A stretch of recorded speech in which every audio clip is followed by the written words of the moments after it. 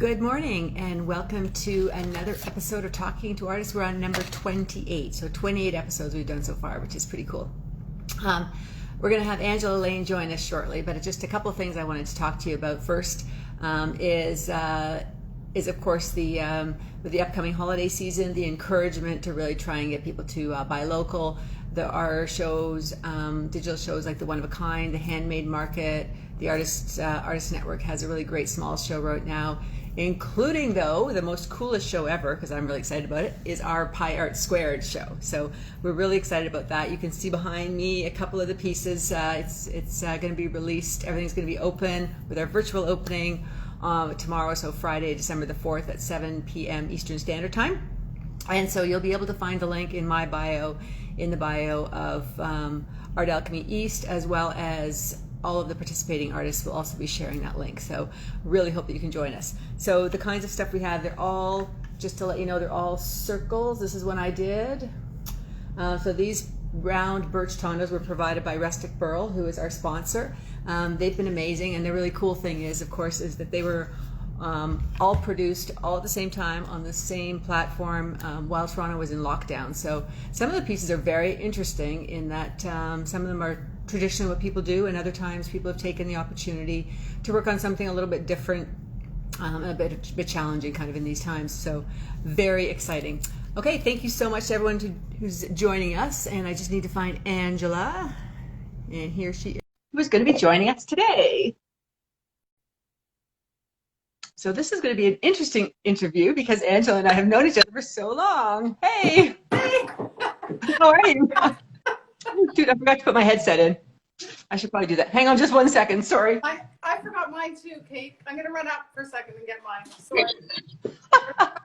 This is terrible. You know, it's probably one of those things where Angela and I have worked together for so many years. I was just super casual, and normally I'm a little bit more prepared for these interviews. So I'm actually doing it in my studio today because I did want to have everybody able to see a little bit of a sneak peek of Pi Art Squared. Okay, I think that will be better. So while we wait for Angela, just to let you know, we have over 100 pieces of art. They are actually hanging up. I was saying that the show is hanging up at Art Alchemy right now. And it's been so great to see, I don't know, real art in a real space because it's been so long. Yeah, I know. I feel the same way. I actually popped over the other day and I saw some art hung up, and I thought, oh, it's so nice to see other people's work in person. Yeah. Really? And to see it all together, it's just such a different energy, I think, too. Like when you kind of see, and you can start to kind of, you know, curate the pieces together. And of course, I'm sitting here kind of going, yeah, there's about 10 or 15 that I'd like to add to my collection. Yeah, that's right. I know. It's like creating art, I think. Yeah. Well, and I've had so many calls, actually emails. It's funny, but it's like, can I just pre-buy this one? Can I just put this one on hold? And we've had to kind of say, no pre-sales. I know it's hard, but that's kind of the most fair way to do it. So 7 o'clock tomorrow. How many pieces do you have in the show, Kate? Like, I can see a few behind you there. Yeah, so there's some behind me here. We have, right now, we've got about 102, 103 that are hanging. We have a couple that are coming from BC, so they're not here yet. So we might actually just use images, but they will be on the website. And a couple of people were anticipating doing 4 or 5, and then we're able to only do 3.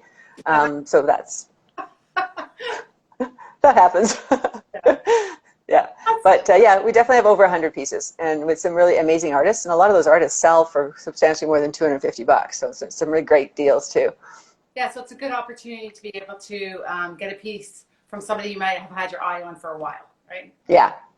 That's why it's going to be hard for me, because I'm going to be doing the virtual opening at the same time as the store opens. So I have my husband looking through the list. I'm like, okay, you got your fingers on. I'll be buying for the same pieces, maybe. Probably, yeah. I find that so interesting too, because there are certain pieces that, you know, like a lot, the artists that I approached for this, because it was a pilot project, were people that I at least knew, and I knew their work and stuff like that. And you know, there's some pieces that you really like the work, and other pieces you really love, right? And it always interests me that the pieces are so different. Like there's pieces that we've had, I've had texts on, it's like, can you please hold this piece for me? And I'm like, well, no, I can't, because we're not going to hold it for anybody. But interesting because it's not my favorite, right? Yeah. And vice versa, other ones that I just love, I mean, you know, that other people may not want. So I find that part of it just fascinating. Yeah, You but can't really predict. that talks to the point that art's so personal, right? Like, really, Yeah. I've had a few pieces, and you'd be where I'm like, oh, I'm not sure about this piece. I think I need to rework it or whatever. And you said, you know what? Just leave it. Like, just like put it in the show, put it whatever. And then invariably somebody like comes by and says, oh, I love this. Like this. Oh, it just so reminds me of this and the colors, whatever. Like, oh, like I wasn't sure, right? Like, and because I have a certain color palette that I love in my house, right? So, Yeah. or in my space, right? Yeah, that's totally true. And I think the other thing too, and one of the things I think is so challenging now, is that we miss the stories. Like I think that, you have people, sometimes I come up to my booth that they're attracted to the work, obviously, but then you have some sort of a story that connects it to the piece. And then of course they have to have it in their home, right? Like it's a very different, I don't know, ability to connect than you can do digitally. Yeah, I remember the very first time that happened to me. I was at the Art Walk in the Square, so one of the Artist Network shows, when we did it up at Mel Aspin Square. In the olden days, where we could do real shows. Like, so many years ago, right? But I remember the first piece where I just thought, like, I walked by, I wasn't really, prepared to spend money, and like I didn't really have money to spend on art or whatever. And I walked by, and I, as many people might not know, I organize a show, so my focus during that show is usually somewhere else initially, and I really actually don't see the art until I actually take like, a lunch break on the third day or something. Yeah. I actually see the art because I'm more involved in the organizational. The organization, yeah. So making sure the tents don't collapse in the rain and important stuff like that. I walked by Mary Hansen's booth a number of times, and there's this piece, and I said, and I went in and I talked to her, I said, I love that, I love that piece. And then because you're doing organization, so you're walking by the same row over and over, and then I just thought, you know what, I just have to have that piece. I have to buy that piece. And it just spoke to me, and I just love it. And I still love it to this day. Like it sits on my mantle in my fireplace. So I see it pretty much every day when I sit down in our family room and just relax. And it's one of my favorite pieces in my house still. Like, and don't you find, I find that when you have that sort of visceral connection to a piece, actually when you live with it for longer and longer, you love it even more. Yeah. There's just, I had a piece like that with, we saw, when we were at the One of a Kind many years ago, like 10 or 12 years ago probably, of David Grieve. And I same thing, just loved this piece. And it was big, and it was expensive, and it was just like, but it's worth the money. Like I really feel like I have to have it. Well, it was already sold. And so he basically said, well, I'll paint another one for you. And over the next year, he probably painted 3 or 4 for me. And they didn't quite have the same, like they were beautiful pieces, but they just didn't talk to me the same way. And then the next year for One of a Kind, he sent up this tiny postcard, right, with this painting on it. And I said to Rob, my husband, that's the one. We have to buy it. And we phoned him and we bought it without seeing it, sight unseen, except for this tiny little postcard. And it's a 5-foot by 4-foot painting, right? But you just know. And I love it to this day. I mean, there's just something so beautiful about art, and even changing it in your house will change a piece or whatever, but you always feel this connection to it, or just a really great experience. I've also bought art when I've traveled a little bit, not traveled too far, but I mean, I've always buy so I'm thinking like suitcase pieces, right? Like they're pretty small, but even fun, unique pieces that kind of remind you of the space or the people that you met on that trip, and even that can just bring you so much joy in your house, right? So sometimes a piece that you just love that speaks to you, and sometimes it's just also a connection and a memory to a space. And I think that those are all just really lovely reasons to buy art. Yeah, I think that's a wonderful way to, like, you take photographs, but now especially with it digitally, they stay in your camera, right? So it's nice to be able to have a piece of art that reminds you of a trip. And I've actually started jotting on the back of it because I always thought I would remember, and I don't. So then I kind of will write where I bought the piece and what year I was traveling with, and sometimes I'll put like who I was traveling with, just to kind of rekindle those memories. And I just think that's kind of part of a cool kind of scrapbook that's more enjoyable than having it on my phone or under my coffee table. I agree with you. I think as I grow up, I think it's a wonderful thing. I used to buy like ornaments for my Christmas tree everywhere we traveled, and I thought, like, you know what? It's like, it's got the name of the city, but it's like from China, so like buying art from different places. There's so much. Well, and my kids too. It's interesting because my kids have both done some traveling, and it's interesting to me the things they bring back are pieces of art. Like Miranda bought a huge, like it's, I don't know, 3 feet by 4 feet. This when she was in Vietnam, I think she was in Vietnam. Just this beautiful, beautiful painting of this portrait of this woman, and it was so inexpensive, but it was so beautiful. And I just love the fact that my kids spend their money buying art. Like I just think that's a cool legacy to kind of leave with them. Yeah, it's great. My daughter actually traveled to the as well, and she brought me a little piece of art. She made everything. She was like, "Oh, I had to get something for mom or whatever." I'm like, "Oh, I just love it."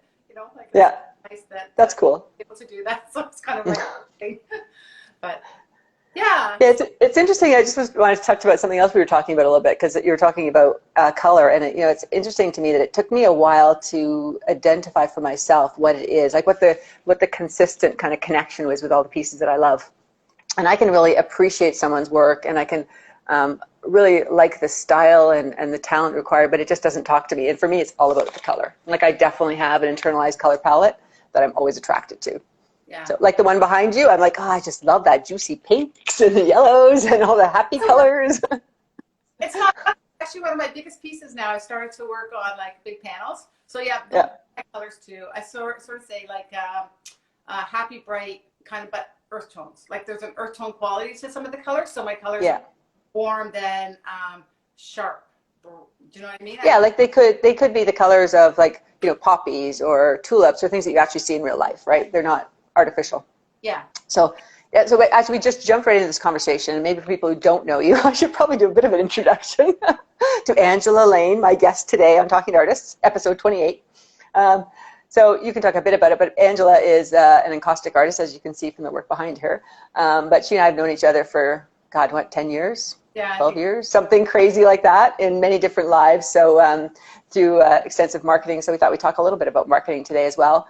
And also co-adventure in our Endeavor Creative Adventures, which were creativity retreats for non-artists, which of course is kind of on hold for now, except we've just launched our first, what would you call it? Like a virtual in-home kit that people can buy. Yeah, like a mini take-home kit. Yeah.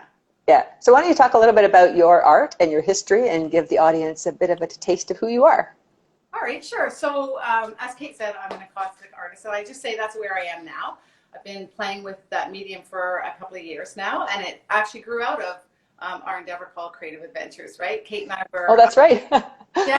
So Kate and I had just launched Creative Adventures and doing, as Kate said, retreats for the non-artists. And one of the things we thought, well, why don't we do an encaustic, like a half-day encaustic with a half-day silk painting? And we went up to Alton Mills.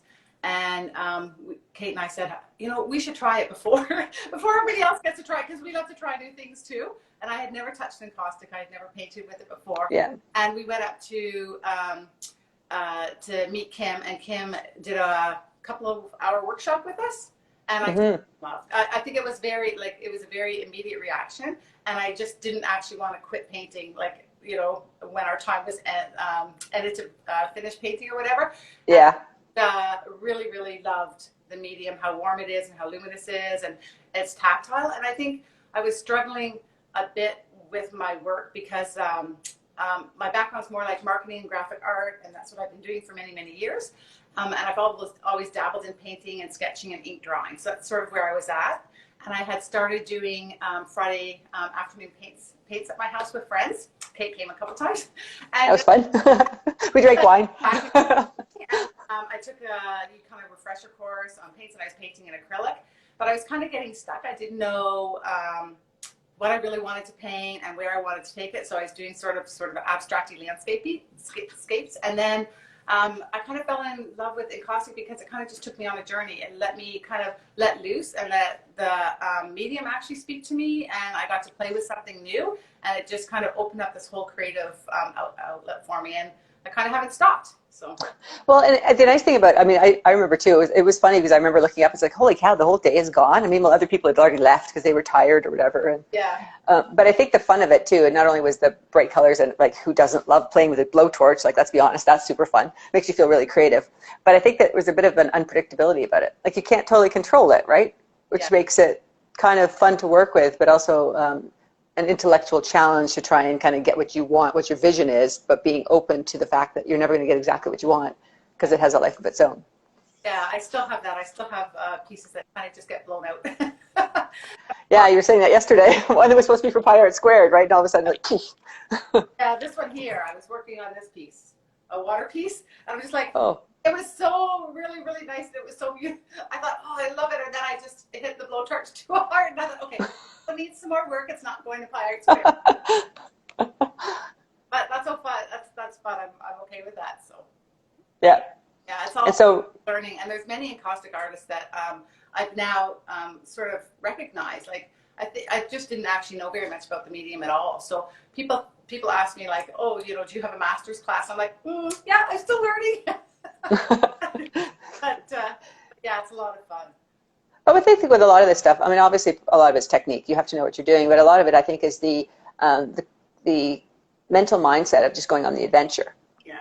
Right, and then taking people with you. I mean, really, that's kind of what Creative Adventures is about too, right? Like, a lot of the things we do these adventures on, we're certainly not experts in. Obviously, if you do an encaustic one, I do a painting one, we are. But when we did stained glass and hand painting silk scarves and things, I mean, part of that too is like, let's just try something fun and try something different and see what happens, and not be so focused on kind of the end being so perfect, right?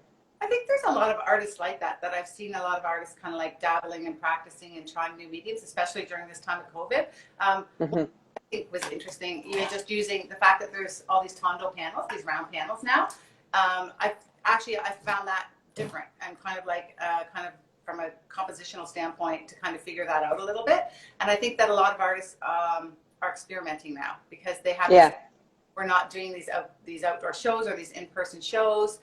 Some of the galleries were closed down for quite a while, so people weren't moving their work around galleries as quickly. Now people have pivoted very quickly, and I think that all that stuff is open online, and there's a lot of it. But yeah, I've seen people like dabbling and stuff and trying new things or like moving in a little bit of a different direction. I find that really interesting. Yeah, I was actually surprised at how challenging the tondos were. I mean, because they're kind of 12 by 12, or they're 12 inches, so I kind of thought, well, it's going to be the same as doing a 12-inch square, pretty much, right? But I think a combination of it being, for me, maple, not birch, was very different the way it absorbed the stain. So I had kind of struggled with that for a little bit. And then, yeah, just compositionally, because then, well, the first one, too, I forgot that there's a top to it, right? So you're painting away, and it's like, oh, now that's totally skewed now. I got to figure that out and rework it. Yeah, that's what I found. Yeah, because it has to, the tondos that you have actually have a really nice back to them from that you can like hang on. Sorry, mine's taped, so it's not so dirty. Yeah. But a really nice back that you can hang on. So you do have to keep, if you do have that horizontal line and even vertical lines that you kind of want somebody's eye to kind of follow, if it's skewed a bit, it kind of like changes the piece. Yeah. So I had to figure out a system to try to get mine to be a little bit straight, but yeah.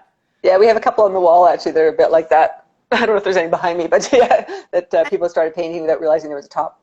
And some people's paintings, I've noticed that a lot of people in your show have been posting, and some people's paintings I find really, really work well with the whole Tondo shape, right? Like, yeah, Lynn's, for example, there's a few of hers.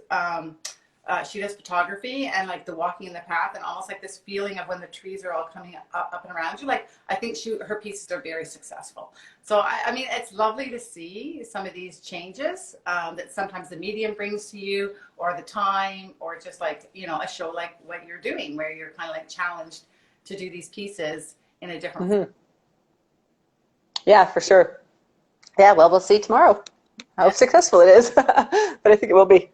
Yeah. So I want to talk a little bit about your, I mean, obviously you're now pretty much a full-time artist, right? I mean, you manage the outdoor shows for the Artist Network, but most of your time is spent during the art. But you have quite a bit of education in terms of OCAD and York and Sheridan and Fanshawe, so I can see you're kind of like a lifelong learner, but most of your life has been spent sort of more in marketing, right? Yeah. So do you want to talk a bit about how that has helped you kind of really, I would say, accelerate maybe your art career? I guess it really has, because I've been able to really go quickly. Like someone said to me, oh, I can't believe you've only been doing this encaustic work for a year, because really One of a Kind last year was my first really big show, right? So I've been maybe painting for a year and a half with encaustic. But I think that people don't see that because it was quick for me to get online. It was quick for me to whip together a postcard or like put myself out there, because I've put myself out there for so many other events and clients and activities that, I mean, it really, and I think having the background and understanding that there is a business component to art, or to your if that's what you want to do, sell your work, like there's a business component that you have to do, right? So yeah. I'm familiar with like getting online, and like I had already built websites and done websites for the Artist Network and created these sorts of things. So for me to put that together so that I could like create a website in a week so that I could then get it out to create a submission for one of a kind, I was able to do that, right? And Right. that it's really important for artists to know and to do that. I think people who think that that just comes like, oh, you just know how to do that. It's not. It's like years and years and years of working in the field, and it's like you have to dedicate time to learn that practice. And I'm still learning, like social media. I still need to make myself do it more than I kind of want to sit down and do it. I'd rather just go play in the studio. Yeah. And wouldn't we all? Yeah. Balancing my time with those two things, right? And balancing my time that I spend on for other organizations as well. Like I spend a lot of time online for the Artist Network, as well as some other volunteer stuff that I do. So I think it's important to then, I mean, the great thing is that you can translate that over, even from a business perspective. Like, you know, we did a lot of work with Microsoft, and I think that a lot of these things allow for creative outlets, right? Even from a business perspective. So Oh, yeah. Yeah. So like you just have to think creatively. And I think during this COVID time, we've all had to think that and push each other, right? Yeah. Well, and I think, yeah, that's a very important point, that it came so quickly, and a lot of artists were not really prepared to be that digital. I know that within the Artist Network, some didn't even have a website because they hadn't really needed it because they sold through galleries. And so I think that COVID certainly has pushed a lot of people to focus more on their self-marketing and to have a digital presence. And I see so many more artists selling off their websites now than certainly you saw a year ago. Like, it's actually quite remarkable, the huge shift in the kind of the business practices of artists. Yeah. And from all ages, like, I think to not be afraid of it either, right? Like, it's just another medium. It's just another way of talking to people. So I think just to not be afraid of it. Yeah. But yeah, don't miss the in-person, like, connections. Yeah. Of course. Yeah. I mean, I do too, because I think that it's a very different energy you get from talking to people in person, right? But we'll be back there again, hopefully. How have you found that your business practice, because you were in marketing for a long time as well, how do you find that has helped you as an artist? I think that definitely it helps to kind of understand some of the basics of consistency of brand. I think the biggest and most helpful part actually is being able to structure the business of your practice, not the art, because the art you have to do, like, you obviously have to be passionate about the art you do, and I don't think you can craft a piece of art that's designed for a specific audience. But I think that you can have a better understanding of what your audience is looking for and what their art buying experience is going to be. And I think a lot of people are really intimidated by art. They didn't grow up with art on their walls. And so to start that pattern of building relationships with artists and trying to be confident in the decision of purchasing a piece of art, I think that whole psychology of it, I think it's helpful from a marketing point of view to understand that, and therefore craft your marketing materials or your communication or your messaging to kind of alleviate some of those concerns and fears. So probably the biggest thing I do is my zero risk commission policy, because people are nervous about, what if I like this piece, but what if I go down the path and Kate creates something for me and it's expensive and it's big, but I just kind of don't love it. And I think that's a really real concern. And I think most people wouldn't be comfortable kind of saying, yeah, thanks, but I don't like it. And so with that policy put in place, that allows them an out if they need to take it. So which means that they're much more likely to move forward. Yeah. Yeah, you know what, I have to say, from a patron perspective with the arts, I think I felt that a little bit, like how much to engage an artist, because I don't want to waste their time. And if I don't know how much a piece is going to cost, and am I going to like this piece? I think that like initially, like I kind of did feel that, like going into speak to people, especially in galleries when prices might not always be posted. And it just made me kind of a little bit nervous or a little bit hesitant to speak to people. So I think outdoor shows, actually participating in these outdoor shows, really help, because it's really easy for artists and people to to connect with patrons or potential patrons, or just people, and get feedback on your art. I think that one of the things I always say to artists at these outdoor shows is, try to engage with people, or I think that's one thing that's helped me. Like the One of a Kind last year was my first big show, and it was really successful for me because I connected with so many people. And not only did I sell pieces, but I also just had really great connections. And I think that it helped me just because maybe I knew how to talk to people. Like I didn't sit at the back I didn't whatever. I let people engage if they want to engage, have an opening question if they want to engage. You kind of can get a sense and a feel for people and make people relaxed about coming in. Like it's no pressure. Like there's like, you know, if you want to ask me a question, ask me, right? I think that's a really important piece, though, you touched on there, is actually really understanding what your client is and what kind of person they are when they walk in the booth, right? There are some people that for sure are going to want chat forever, and other people that want to be able to kind of in quiet look at the work, absorb it, and then if they have a question, come to you. And I think that understanding the psychology of who needs what at what point in time in the I hate to say the sales process because it's not all about selling, but about that communication process is really important. As an extrovert, I know I have to be really careful about not talking myself out of a sale. I'll talk, and then we'll start talking about jewelry, and we'll start talking about the weather, and the person walks off. It's like, that was a great conversation. I'm like, we totally got off topic, right? And I have to really try to keep myself focused. But you know what, I always figure, okay, well, I had a good connection with somebody, and yeah, you know, like you just have to, you know, like say, oh, you know, enjoy the part that you had there, and then move on and know that, because it's hard to always just be focused on the sale, right? It's about getting, for me anyway, as an emerging artist, I would say that for me, it's also getting feedback and connecting with people and just seeing if, for me, was just to see if there was a response to my work. But artists are putting, like when they do these shows, I think you also have to realize that they put a big investment in, not only of their time and energy, but financially in a lot of these shows. So they do need to sell in order to keep working and to fine tune their crafts. So I think it's important to also, as other artists or other like students maybe are asking you a lot of questions, is to like be respectful if someone else walks in someone's booth, to like disconnect that they have to disconnect a conversation to open up a new conversation. And I think that even for people just going through shows, they should know that they shouldn't like maybe take a slight, like they want to connect with lots of people. That's why they're in these shows. Yeah, exactly. Well, I think I find that especially with, I'm very happy to talk to emerging artists or students or whatever, if there's nobody else there, right? But I mean, the reality is that, and I think it's very hard sometimes when you have people that they just literally, you can't cut off that conversation, and you've got somebody looking at a piece of yours where like, my job right now is to talk to that person about my work and not necessarily to help you with your art career and have you show me thousands of your pieces, right? I mean, there's a place for that. There's a time for that. And at an expensive art fair is not the place to do that. So you have to learn that art of disengaging with someone as well, right? Yeah. It's not necessarily a slight. It's just more like, oh, you know what? Why don't you take my card and connect with me? I'm going to go talk. I've got some other people coming into my booth now that I just need to connect with, right? Yeah. I think the other thing is that's really another very valuable tool too. Not really around selling, but really more about connecting to people on their kind of wavelength, is that whole concept of mirroring. And I know for me too, I talk very quickly, and when I have people that come into my booth that are, you can tell they're much more analytic and more methodical, I actually consciously try and slow down so that I don't freak them out. Otherwise it's just like, you kind of, I think it's important to, I don't think it's artificial, but I think it's just sort of be respectful of the people that are there to try and help them understand your work and make a connection to the work in a way that's important to them. It's more important that they connect to it. Yeah.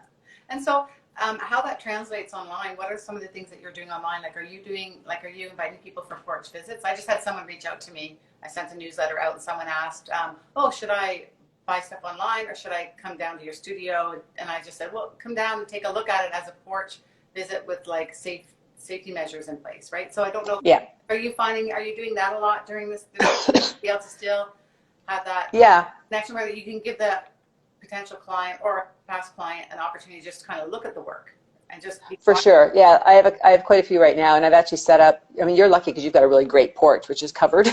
I don't really have that, so I have an outdoor area though that I have that is kind of safe and protected. I've got a large table there where I've had quite a few people. Everyone wears their masks, and I have one right now that somebody who bought a piece from me last year and is looking for, he wants recommendations of a piece that's going to go with it, but he's colorblind, so he sees something different than what I see in it. So it's kind of one of those things that I'm like, I really feel like you probably have to come to my studio and look at all the pieces and see what you think works, because what you see isn't necessarily what I see, right? Yeah. I'm finding I'm struggling with that a little bit about, like, I've had a client come to me and ask me about getting a partner piece as well.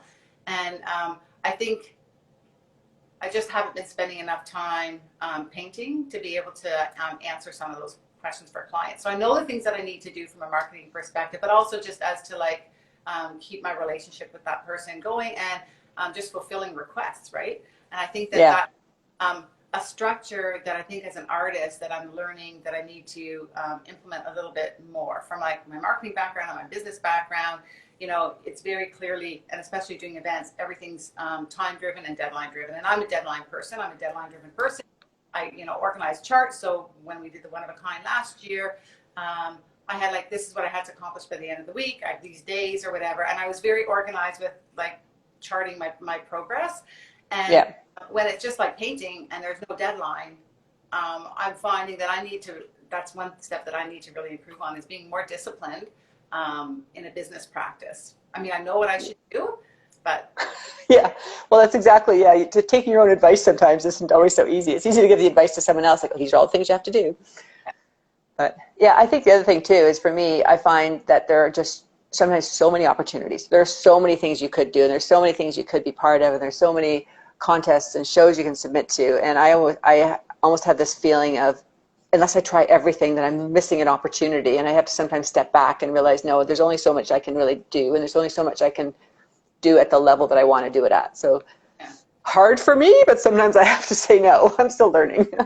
It is difficult. Like I especially, so I don't know if there's emerging artists watching this as well, but sometimes it's hard to know what shows to submit to, where should you go when it's new, right? So, and you kind of want to spread yourself so that you can be everywhere, so that you can see if there's a response to your work, and see what makes the most sense for you. And you kind of want to have fun at the shows too, so you want to see who else is there. And like, absolutely, yeah.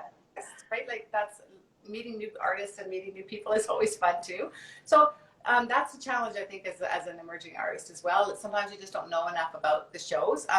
Like the local shows, you probably have been to those because you probably, if you enjoy arts, you've probably been going to those. But the further front shows is what I'm more referring to, like travel all over for your work. So, and I think it's also, it depends on maybe your personality. Like when I first started out, because I actually, when I got into the first Riverdale Art Walk, I hadn't actually gone to a lot of the other shows. I really loved art, but it just wasn't really on my radar in terms of where to find those shows. I wasn't part of that community. I was part of the marketing, financial services community. And so, my philosophy was say yes. Like if I get invited to something, I'll say yes. If I'm going to try and submit to every single possible show out there. If someone asks me to do something, I'm not going to kind of go, do I have time to create the work? I'm going to make the time and I'm going to say yes. Right. So I've been doing probably about 20 to 25 shows a year for 10 years, right? A lot of shows. And so now I need to kind of go, okay, so that's, and I know a lot of people will kind of say, well, I'm going to go and check out a show one year, and if I think it's going to be good, I'm going to go to the next year. And I figure, why waste the year? Like, try it.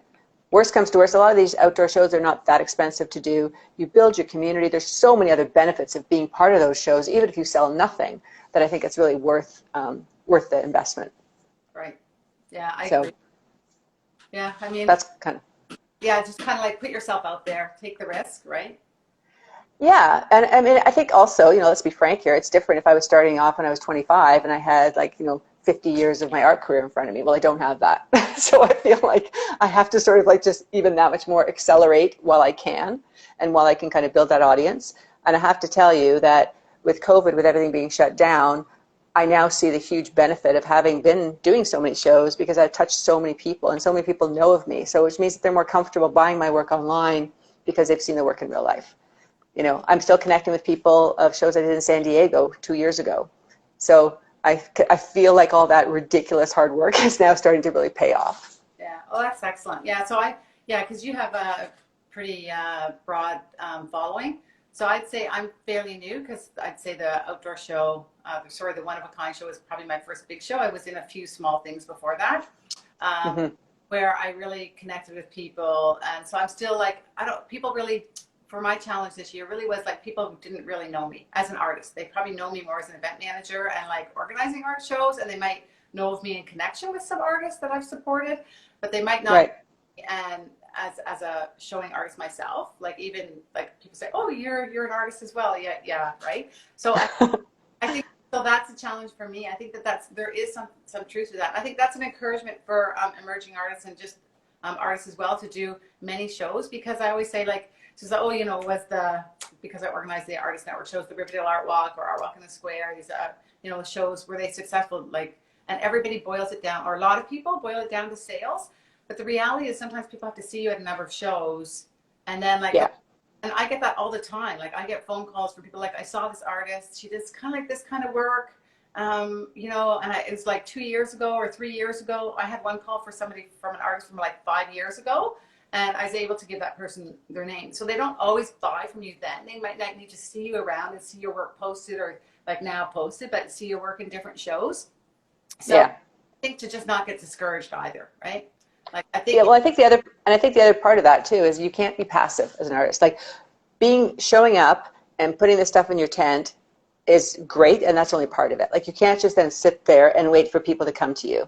Like, I think you have to engage, and I appreciate, because I get this all the time, it's way easier as an extrovert to engage than it is as an introvert. Right.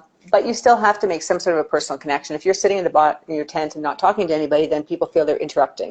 And I think the other part too then is not only with communicating with those people and building a relationship, but you need to build your database, because that's really the best way that you can then continue these relationships. And like you were just saying, you sent out a newsletter, you got someone who's interested in your art. Yeah. They were interested in your art before, but the newsletter works as a kind of a bit of a tick in your brain that kind of goes, oh yeah, that's right, I meant to reach out to Angela, and now she sent me this newsletter. Right? So yeah. And I think I'm still trying to figure out that balance of how often to communicate to people and how much to post and how much to do stuff, because you want it to be relevant as well. So it's also not bombarding people. I mean, because I get some emails from some artists that I feel like, wow, like you're just like, it's just too much, right? Like, you know, like who you are now. But I think it is like, you do have to remind people, you do have to show people that you're out there and you're still producing work. You know, I think that. Yeah. Well, and I think one of the challenges we've sort of talked about too is, like, for example, we're both in the One of a Kind, which obviously is online. Right. And so as part of that, if someone comes to our website, then we get a lead, right? And you've been better with that. I'm always afraid of like reaching out. These people, like, they barely looked at my website. Am I going to harass them? Am I going to piss them off? You know, so, but what are you doing with those leads for One of a Kind? Because I think you're being a bit more innovative than I am on that. I don't know. So like just doing a touch point, letting them know that right now that I have a sale going on, letting them know before that, like they can, like, you know, I did a contest entry thing. So the One of a Kind website, there's just so much, and there's so many artisans, and there's so many people. And I just think because people might not know me from being there, because I've been there on one show, right? Might not know me, so I just thought, well, there's some things that I could maybe do to kind of stand out a little bit. So I did buy their Instagram ad, I did buy their ad in one of their newsletters, and I definitely like saw big spikes on those days when probably more the newsletter that sent out, because they have like a following of 80,000 people, or if there's 80,000 people that they send that to. So those are people, relationships that I might not have, or that I for sure don't have. Right. Or half of them, but so I just thought, well, that's a good thing as an emerging artist to maybe do. But I just kind of had a budget, so I only did that once. And I know other people have done that as well. And I think that potentially is a good point. But there's lots of other things that you can do, following up with the leads in a soft way. So sometimes their system is really good because it tracks who's visiting your show site, either your profile, your store, or if they've clicked on products, but then also if they've actually favored a product. And so what I'm finding now is I can tell like how I track people. You can see if they've come back and if I've actually had a conversation with them or not. And I can see they've come back and then now they favored a product. So it might be that people might be, and maybe I won't sell a lot during this shop, but I think I'm making connections. At least I'm kind of continuing this conversation with people. And I also know that people now sign up for my newsletter. I just did this, like, you know, at the end of One of a Kind, or 2 days before One of a Kind ends, I'm going to do a giveaway of like one of my small little pieces. And so have had people like join my newsletter, which, I mean, they might not have done just like looking at my store and purchasing if I didn't have that contest. So that's like one thing that somebody can do. So you're not following up with your leads at all? You are. You sent them like soft contacts? Yeah. Soft. Yeah, I did do some. So I've been sort of trying to track, like, for example, people that have just gone to the profile I haven't been following up with, but people that have been looking at some of the images I have.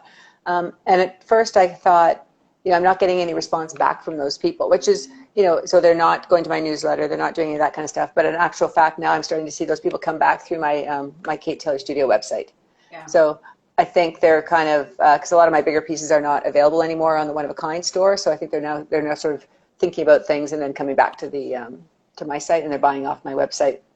Yeah. Or sending emails or whatever. So yeah, I think that's again the challenge, is that you can't have such a linear view of where these people are. And I mean, think about myself too. Like when I shop, I go look over here, I look over there, I look over here, I come back over here. Like, it's not a linear situation. So, customers are going to be like that too. I just went on yesterday morning, and I haven't reached out to people in the last couple of days, but I've had people come back 4 times. So yeah, and so maybe they won't buy from me, and maybe they will, but I know that people are engaged. And I mean, that was one of my goals from this show online, is just to see if I could get more engagement and see what people are interested in. The one thing that they've added to their site is a tracking mechanism, so you can actually see which product was looked at most. So that actually is an indicator of like what is if you are thinking of that from a marketing perspective, like what is resonating with people. Hopefully it's something that you love doing and the pieces that you love making. But I mean, like when you're making, so sometimes I say, oh, I have I have 2 green pieces or whatever, the green and yellows, and I really like them, but they've been sitting around. I've had them for almost a year, right? And I just think, wow, like, maybe it's just not what people are interested in. But surprisingly, people have been like looking at that online. So I'm like, oh, okay, maybe like it gives you a reference point, right? But well, and I think that's important. A point, like we were talking before, about kind of applying your marketing skills to this. And I know for myself, when I track sales, I track colors, I track sizes, and I track colors. And I know that the turquoisey, aqua, blue ones outsell every other color all the time. So when I'm doing these shows, I mean, I love to do those colors, so it's not like I'm compromising my work to sort of feed the market, but I'm not going to be stupid about it either. So when I do those shows, I make sure I have lots of those kind of colors available. And things like yellow, which I love and I love working in, is a color that a lot of people are afraid of. Yeah. But then you see someone who loves yellow and they buy those pieces. So there's something for everybody. Yeah, I find this, I've sold quite a few pieces. This one's just small here, like this, like a blue piece like that, like with a lot of like a deep blue and like a sky. I've actually sold quite a few of that this year, right? Which, well, it kind of makes sense, doesn't it? Because it's tranquil and it's calming in this time of COVID. That's probably what people need. And a bit more meditative. And I have some really small ones that I like in front of them. I mean, I can show you some of my pieces if you want, but sure, yeah. It's just that there's some of those pieces that I find people are attracted to, like they're like in people's baskets and people are like looking at. So I find that like it's kind of interesting. Whereas my bright color flowers, maybe I haven't been doing as much of those, but there's not as much people looking at that right now. I don't know. See, I love those ones. Those are the ones I love. Yeah. That's the one I have in my bathroom. So I don't know. I just it's really interesting. It's a lot of fun, and I also do encaustic on these things. I don't know if people know that, but I do like little on barnwood, so these little houses, and I've actually sold quite a few of these. So those are lovely. People bringing sending me pictures of their collections. I guess people have house collections. That's neat. That's cool. Anyway. Well, and I guess the other thing too is all of this is building towards next year's One of a Kind, which hopefully will be in person again, and it kind of builds those relationships again. Yeah, and I think the outdoor shows will be important. I think we'll see some of those outdoor shows hopefully will be able to happen next year. And that'll be fingers crossed.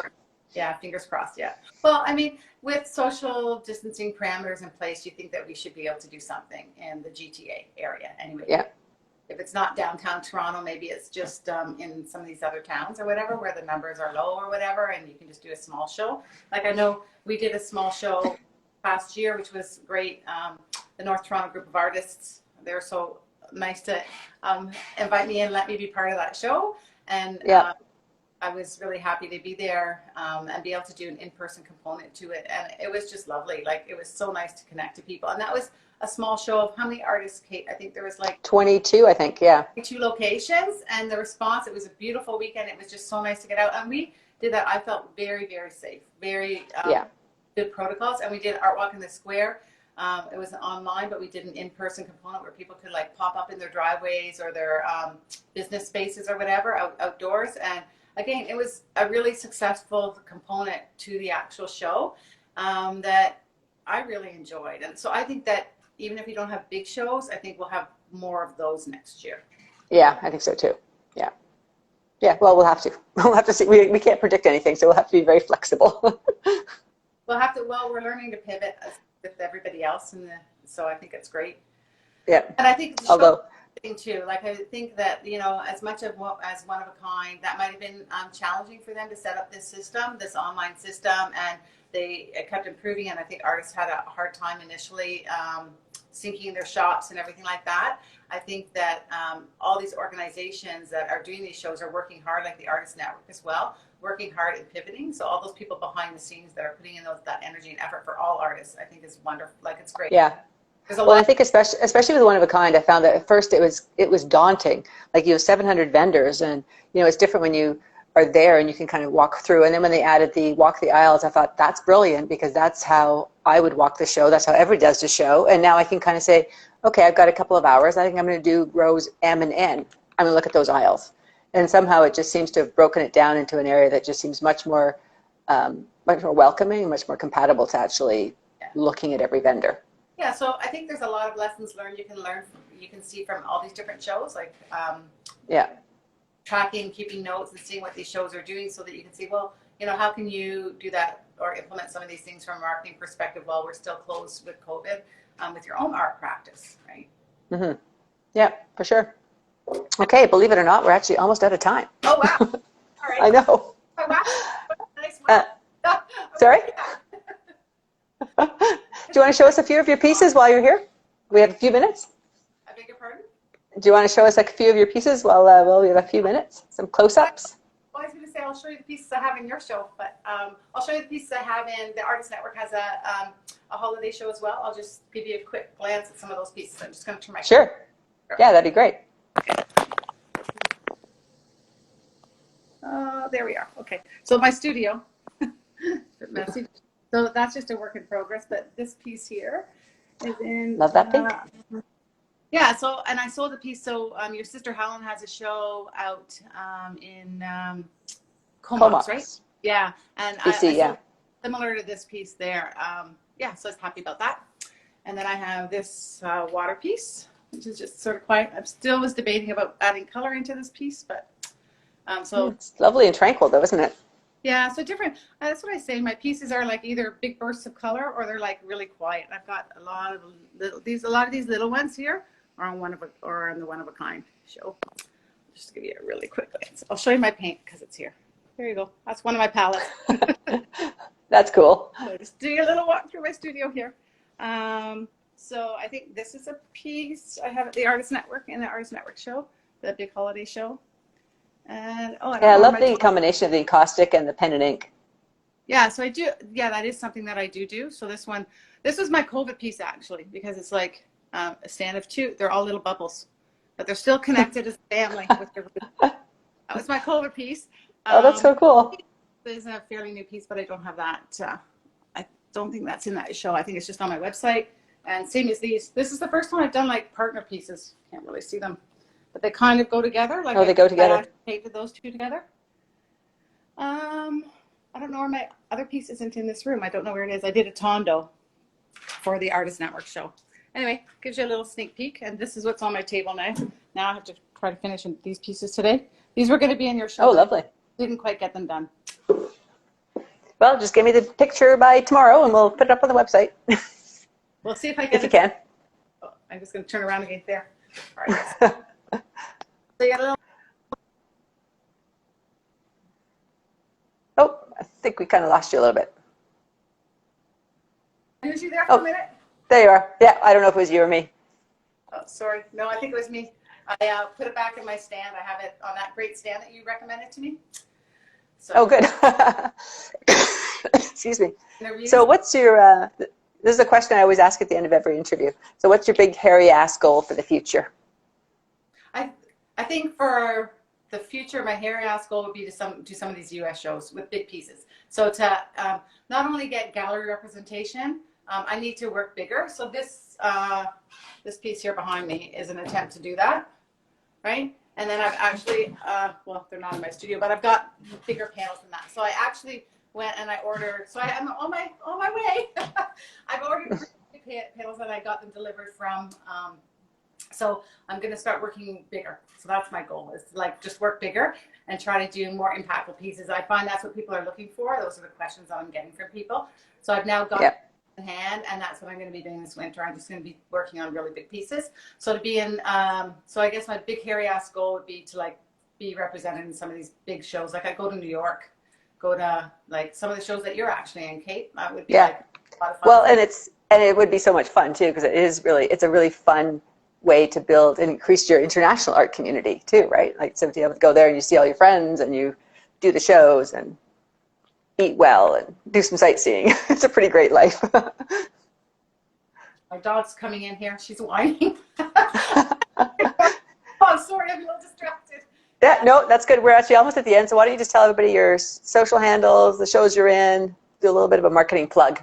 Yeah, so you can find me at Angela Lane Studio. That's my website, angelaLaneStudio.ca, but it's also my social handles. If you're on Instagram now, you'll know that, Angela Lane Studio, as well as Facebook. And so the easiest way is to probably go on my website and connect with me to purchase a piece. I'm open for like porch visits. As Kate said, I have a porch, so you can see me there. And I will sort of do like no risk commission policies, in that I work towards something that you might like, but again, no, absolutely no. It just gives me an idea of what to work for. So this piece here, I'm actually working towards for actually 2 people, and I'm going to do a couple other pieces that size, and I'm going to send both these people a bunch of different pictures and see if they're interested in them. So that's sort of how I'm working with COVID without these shows, just to get you know, a little bit more of my work out there. Yeah. Oh, it sounds great. Well, thank you so much for being my guest. That was great. It's always great talking to you. And I guess we'll see you at the virtual opening tomorrow. Yeah, that's right. Okay, sounds great. See ya. Thanks, Kate. Okay, bye.